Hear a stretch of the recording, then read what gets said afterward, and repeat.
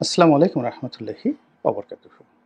সম্মানিত দর্শক, ডক্টর মোহাম্মদ ইউনূসের অতি সাম্প্রতিক একটি বক্তব্য বাংলাদেশে এখন রীতিমতো আতঙ্ক তৈরি করে ফেলেছে। তিনি বিমান বাহিনীর একটি অনুষ্ঠানে অতিথির বা প্রধান অতিথির বক্তব্য দিতে গিয়ে যে শব্দমালাগুলো উচ্চারণ করেছেন, এটি বাংলাদেশের রাষ্ট্র ক্ষমতা ইতিপূর্বে কেউ কখনো উচ্চারণ করেননি। সেই দিক থেকে যদি সাহস বলেন, শক্তি বলেন, ইতিবাচক দিক বলেন, এটি একটি অনন্য শব্দ। আর তার এই বক্তব্যের দ্বারা যদি অনাগত দিনে বা আগামীতে কোনো বিপদ আসে, বিপত্তি আসে, আমরা একটি যুদ্ধের মধ্যে জড়িয়ে পড়ি, কিংবা দেশি বিদেশি চক্রান্তের যে ঘোর অমানিসা, এটি আমাদেরকে চারিদিক থেকে আঁকড়ে ধরে, তার জন্য কিন্তু ডক্টর মোহাম্মদ ইউনূসের এই যে বক্তব্যটি, এটি একটি ঐতিহাসিক দলিল হয়ে থাকবে। বক্তব্যটি হলো, তিনি যেটি বলেছেন সেটি হলো যে বর্তমান চলমান যে বিশ্ব, চারিদিকে যুদ্ধের দামামা, যুদ্ধ সারা দুনিয়াতে চলছে, আমাদের চারিপাশে চলছে, এবং এই মুহূর্তে পাকিস্তান এবং ভারতের যে যুদ্ধাবস্থা এবং যুদ্ধের মহড়া, এটিকে উপেক্ষা করার কোনো কারণ নেই। একেবারে সত্য কথা। তারপর তিনি বলেছেন যে আমাদের সীমান্তে ভয়াবহ যুদ্ধ চলছে দীর্ঘদিন ধরে। কাদের সাথে? মায়ানমারের সেনাবাহিনীর সঙ্গে এবং আরাকান আর্মির সঙ্গে। এবং কারণে অকারণে আমরা এই বিপদ এবং বিপত্তি থেকে নিজেদেরকে রক্ষা করতে পারছি না। মায়ানমারের অভ্যন্তরীণ এই গোলযোগের কারণে বাংলাদেশে এখন প্রায় 15 লক্ষ রোহিঙ্গা এসেছে। একই সঙ্গে সেই মায়ানমারের অভ্যন্তরীণ যুদ্ধ মাঝে মধ্যে সীমান্ত পাড়ি দিয়ে আমাদের এপারে চলে আসে। কখনো তাদের টিয়ার গ্যাস, কখনো তাদের মর্টার শেল, কখনো তাদের কামানের গোলা, বন্দুকের গুলি আমাদের এই অঞ্চলে চলে আসে, এবং পরিস্থিতি মাঝে মধ্যে এতটা সঙ্গীন হয়ে পড়ে বা পড়েছে অতীতকালে যে মাইলের পর মাইল এলাকা জনশূন্য হয়ে যায়। এবং এটা দীর্ঘদিন চলার পর সেখানে আরাকান আর্মি জয়লাভ করেছে। আরাকান আর্মি জয়লাভ করার পরে তাদের হাতে বহু যে মায়ানমারের যে সামরিক জান্তা, তারা গ্রেপ্তার হয়েছে। আর বহু সংখ্যক, কয়েক হাজার সেই যে তাদের যে জান্তার বর্ডার গার্ড, সিকিউরিটি ফোর্স বা বর্ডার পুলিশ বলা হয় তাদেরকে, তারা প্রাণ ভয়ে বাংলাদেশে পালিয়ে এসেছে, আত্মসমর্পণ করেছে, এবং আমাদের সেনাবাহিনী তাদেরকে গ্রহণ করতে বাধ্য হয়েছে, এবং পরবর্তীতে আবার মায়ানমার সরকার জাহাজে করে তাদেরকে নিরাপদে বাংলাদেশ থেকে নিয়ে গেছে। এই গেল এক। 2 নম্বর হলো যে আরাকান আর্মি তারা দীর্ঘদিন বাংলাদেশের সীমান্তে তারা বলতে গেলে অবাধ বিচরণ করেছে এবং এখনো করে যাচ্ছে। এবং এই কয়েকদিন আগে দেখা গেল যে বাংলাদেশের অভ্যন্তরে প্রায় 10 কিলোমিটার ভিতরে তারা ঢুকে গেছে, এবং এখানে তারা স্থানীয় তাদের যারা বন্ধু রয়েছে পাহাড়ি সম্প্রদায়, তাদের সঙ্গে একটি সামাজিক অনুষ্ঠানে নাচ গান করে, আনন্দ ফুর্তি করে, মদ খেয়ে তারা যে উল্লাস নৃত্য করেছে, সেই দৃশ্য সামাজিক মাধ্যমে রীতিমতো ভাইরাল হয়ে পড়েছে। এর বাইরে তাদের আরেকটি অংশ, অর্থাৎ আরাকান আর্মি আরাকানে যে বিদ্রোহ করছে, তার বাইরে কুকি চীন বিদ্রোহী রয়েছে, ওখানে একটা চীন প্রদেশ রয়েছে, সেখানে প্রধানত খ্রিস্টান সম্প্রদায়। সেই কুকি চীন বিদ্রোহীদের একটা বিরাট মদতপুষ্ট গোষ্ঠী, তারা বাংলাদেশের সীমানায় বসে তারা যুদ্ধ করছে। বিশেষ করে বাংলাদেশের যে একটা উপজেলা, সীমান্তবর্তী একটা উপজেলা বান্দরবন জেলার, সেই উপজেলার গহীন অরণ্যটা সেই কুকি চীন বিদ্রোহীদের দখলে। এবং বিভিন্ন সূত্রে যেটি জানা গিয়েছে যে অলমোস্ট প্রায় 5,000 কুকি চীন বিদ্রোহী বা যোদ্ধা, সশস্ত্র যোদ্ধা, নিয়মিত যোদ্ধা, যারা কুকি চীন বিদ্রোহীদের যে সেন্ট্রাল কমান্ড, সেখান থেকে প্রতি মাসে যে নির্দিষ্ট বেতন এবং ভাতা তারা পাচ্ছে, পোশাক পাচ্ছে এবং অস্ত্র পাচ্ছে। সেই অস্ত্র পেয়ে বাংলাদেশের গহীন অরণ্যে বসে তারা সেই যে পুরো সীমান্ত, সেই সীমান্তটি মূলত তারাই নিয়ন্ত্রণ করছেন। এরকম একটি ভয়াবহ অবস্থা। সেই ভয়াবহ অবস্থার মধ্যে আমরা সেই যে গত কয়েক বছর ধরে, এটি 1-2 দিন নয়, বহু বছর ধরে এই বিপদ বিপত্তির মধ্যে এসে আজকের এই অবস্থানে এসে এখন রীতিমতো একটা যুদ্ধ অবস্থায় পড়ে গেছি। এটাকে ইতিবাচক ভাবে যদি আপনি বর্ণনা করেন, তো সেক্ষেত্রে এরকম যখন প্রলয় চলছে, তখন ঘুমিয়ে থাকার মতো নির্বুদ্ধিতা আর হয় না। এর প্রেক্ষিতে ডক্টর মোহাম্মদ ইউনূস বলছেন যে আমাদের যুদ্ধের প্রস্তুতি থাকা আবশ্যক, যুদ্ধের প্রস্তুতি থাকা দরকার, বাঞ্ছনীয়। ভালো কথা। তো এই কথা নিয়ে এই মুহূর্তে প্রশংসা হচ্ছে, তার সঙ্গে সঙ্গে আবার আতঙ্ক ছড়িয়ে পড়েছে। আতঙ্ক ছড়িয়ে পড়েছে এই কারণে যে আমরা যে কেবলই মাত্র এই সমস্যাগুলো বললাম, এই সমস্যার বাইরে আরও কতগুলো নতুন সমস্যা।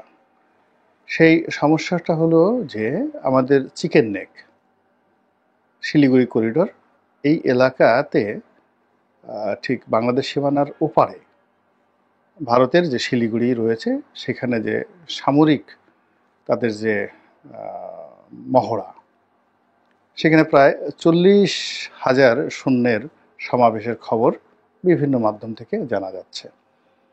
অস্ত্র, গোলা বারুদ, যুদ্ধবিমান, ড্রোন, তারপরে স্বল্প পাল্লার কামান, ক্ষেপণাস্ত্র, এসব নিয়ে ভারতীয় বাহিনী অপেক্ষা করছে, যার একমাত্র প্রতিদ্বন্দ্বী বাংলাদেশ।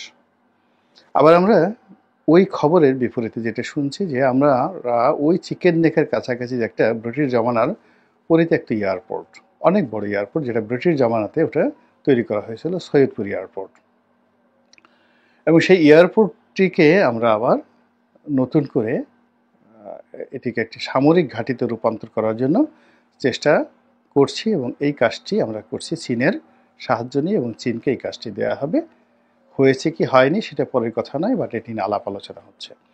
ফলে আপনি চিন্তা করুন যে পুরো উত্তরবঙ্গ, রংপুর, দিনাজপুর, ঠাকুরগাঁও, নীলফামারী, কুড়িগ্রাম থেকে শুরু করে বিস্তীর্ণ এলাকা নিয়ে আমরা আতঙ্কের মধ্যে আছি। এরপরে চিন্তা করুন যে আরেকটু নিচে নামুন, অর্থাৎ উত্তরবঙ্গ থেকে আরেকটু নিচে নামুন।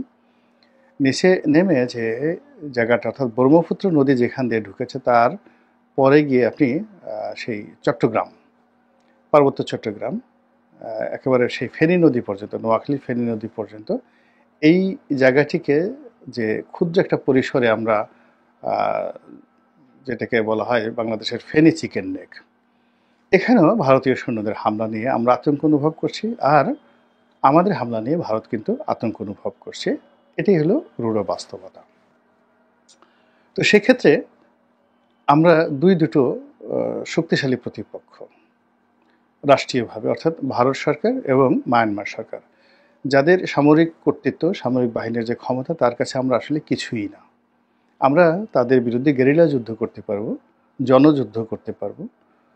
আমাদের অবস্থা হয়তো কাশ্মীরের মতো হবে, হয়তো গাজার মতো হবে, হয়তো ফিলিস্তিনের মতো হবে, কিন্তু তাদের সঙ্গে ঠিক ইউক্রেন যেভাবে যুদ্ধ করছে ওভাবে যুদ্ধ করার মতো অবস্থা আমাদের নেই। আমাদের ওই ধরনের কৌশলগত পার্টনার বা বন্ধু এখন পর্যন্ত তৈরি হয়নি।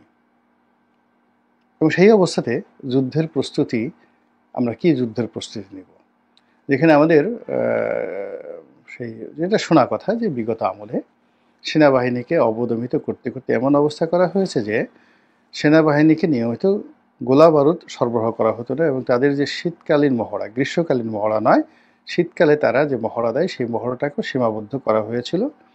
এবং প্রতিটি যেটাকে বলা হয় কোত, আর্মিদের অস্ত্রশস্ত্র যেই জায়গাটাতে থাকে, সেখানে অস্ত্রের রীতিমতো জং পড়ে গেছে, বিকজ ওইগুলো নিয়মিত মেরামত এগুলো করা হয়নি। আমরা এগুলো বাইরে থেকে আওয়ামী লীগ আমলে শুনেছি যে সেনাবাহিনীকে মূলত আনআর্মড করার জন্য, নিষ্ক্রিয় করার জন্য শেখ হাসিনার একটা মাস্টার প্ল্যান ছিল, এবং তিনি শেখ হাসিনা সেনাবাহিনীকে ভয় পেতেন, এবং তার নিরাপত্তার জন্য তিনি পুলিশ বাহিনীকে, বাংলাদেশের নিরাপত্তার জন্য তিনি পুলিশ বাহিনীকে আধুনিকায়ন করার চেষ্টা করেছেন সর্বোচ্চ শক্তি দিয়ে।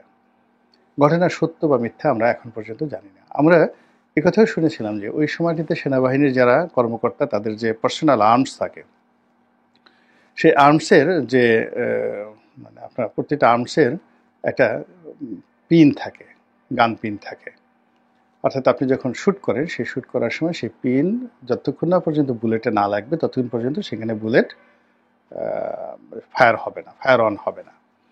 এখন শোনা কথা যে সেনাবাহিনীর কর্মকর্তাদের যে আর্মসগুলো রয়েছে, সেই আর্মসের যে পিনগুলো, সেই পিনগুলো খুলে নেওয়া হয়েছে। সত্য মিথ্যা আমরা জানি না, কিন্তু শেখ হাসিনার জমানার শেষ 10 বছরে আমরা এই ধরনের কথা অহরহ শুনেছি। এখন এই বিষয়গুলো যারা সংশ্লিষ্ট সেনা কর্মকর্তা তারা জানেন। যদি ঘটনা সত্য হয় তাহলে এই যে 2 লক্ষ যদি সৈন্য থাকেন, তাদের যে 2 লক্ষ পার্সোনাল আর্মস রয়েছে, এই পার্সোনাল আর্মসের এই পিনগুলো ঠিক করতে কয় বছর সময় লাগবে? তারপরে এগুলো মেরামত করতে কত সময় লাগবে? আর যেগুলো আর্টিলারির যেগুলো ধরেন কামান থেকে শুরু করে অন্যান্য যে সকল গোলাবারুদ রয়েছে, সেগুলোর মজুদের অবস্থা কী? সেগুলোর পাইপলাইন কোন অবস্থাতে আছে? বা বঙ্গোপসাগরে আমাদের কতটুকু কর্তৃত্ব রয়েছে? যেমন চীন থেকে যদি সামরিক সাহায্য আসে, আমেরিকা থেকে যদি সামরিক সাহায্য আসে, তুরস্ক থেকে যদি আসে, সেটা বঙ্গোপসাগরে আমাদের জলসীমায় ঢোকার আগে সেটা নিরাপত্তা কে দেবে? ওখানে ভারতের কর্তৃত্ব বেশি না চীনের কর্তৃত্ব বেশি, নাকি পাকিস্তানের ওখানে কোনো কর্তৃত্ব আছে? এই বিষয়গুলো না নিয়ে আমরা যুদ্ধের প্রস্তুতি নেব কাদের বিরুদ্ধে? মায়ানমারের বিরুদ্ধে, ভারতের বিরুদ্ধে, নাকি আমার নিজের দেশের জনগণের বিরুদ্ধে? এই বিষয়গুলো নিয়ে কিন্তু নিদারুণ বিতর্ক হচ্ছে। তো যা হোক, এই যে এই সময়টিতে তিনি যখন এই কথাগুলো বললেন, তার সঙ্গে সঙ্গে যেটি ভয়াবহ রূপে আমাদের আতঙ্ক তৈরি করেছে, যে আমরা জানতে পারছি যে সরকার একটি মানবিক করিডোর দিচ্ছে। মায়ানমারের যে রোহিঙ্গা অধ্যুষিত এলাকা রয়েছে, সেই এলাকাতে রোহিঙ্গা ছাড়াও অন্য বিভিন্ন জাতি গোষ্ঠী, ধর্মের যারা নির্যাতিত জনগোষ্ঠী রয়েছেন, কোথাও খ্রিস্টানরা রয়েছেন, কোথাও কিছু ইহুদিও আছেন, তারপরে সেখানে বৌদ্ধ আছেন এবং মুসলমানরাও আছেন। তো তাদেরকে ত্রাণ সামগ্রী, জাতিসংঘের ত্রাণ সামগ্রী পৌঁছানোর জন্য বাংলাদেশের ভূমি ব্যবহার করে তারপরে সেখানে মানবিক সাহায্য পাঠানোর জন্য জাতিসংঘের একটা প্রস্তাবনা বাংলাদেশ সরকার বিবেচনা করছে, এবং এটা দিয়ে দেখে বাংলাদেশের মানুষ ভয় থরথর করে কাঁপছে। এর কারণ হলো যে ঠিক একই অবস্থা কিন্তু ঘটেছিল ইসরায়েলে। দ্বিতীয় বিশ্বযুদ্ধের পর এরকম ইসরায়েলিদেরকে সেখানে উদ্বাস্তু হিসেবে পাঠানো হলো, ঠিক এই রোহিঙ্গাদের মতো করে। তারপর তারা আস্তে আস্তে সেখানে জায়গা জমি কিনল, এবং এখন গিয়ে দেখেন যে অনেক ধনী রোহিঙ্গা রয়েছে যারা কক্সবাজারের অনেক ব্যবসা প্রতিষ্ঠান তারা চালাচ্ছেন, অনেক জায়গা জমি কিনেছেন, নিজেদের ছেলেমেয়ে তারা ওখানে বিয়ে দিয়েছেন, এবং অনেকে স্থানীয়দেরকে বিয়ে থা করে এমনভাবে সমাজের সঙ্গে মিশে গেছেন। কয়েক লক্ষ সঙ্গতিপূর্ণ রোহিঙ্গা কক্সবাজারে গত কয়েক বছরে আপনি তাদেরকে আলাদা করতে পারবেন না। কয়েক লক্ষ রোহিঙ্গা বাংলাদেশের পাসপোর্ট নিয়ে ইতিমধ্যে বাংলাদেশের বাইরে চলে গেছেন, এবং সৌদি আরবে গিয়ে দেখবেন যে কয়েক লক্ষ রোহিঙ্গা আছেন যারা বাংলাদেশের পাসপোর্টধারী অনেক আগের থেকেই, এবং তারা বাংলা ভাষা ঠিকমতো বলতেও পারে না। এই হলো অবস্থা। তো সেখানে যখন এরকম একটা মানবিক করিডোর হবে, সেটা যে কয়দিন পরে সামরিক করিডোর হবে না, এবং এটি যে আগামীতে একটা যুদ্ধের ক্ষেত্র প্রস্তুত করবে না, এবং এই যে একটা স্বাধীন রোহিঙ্গা ল্যান্ড প্রতিষ্ঠা